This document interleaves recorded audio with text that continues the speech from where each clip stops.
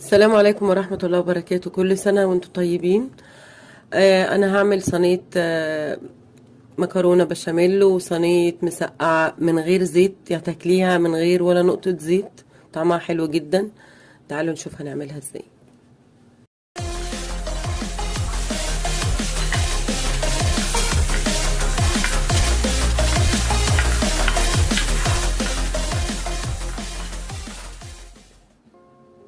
أول حاجة هجهز اللحمة المفرومة اللي أنا هعمل منها المسقعة والمكرونة البشاميل.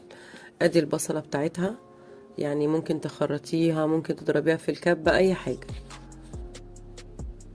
انا بحب احط البصل الاول، مش بحطه ني، يعني هو ياخد لون كده، ما ياخدش حتى لون، يعني يا دوبك يتقلي شويه.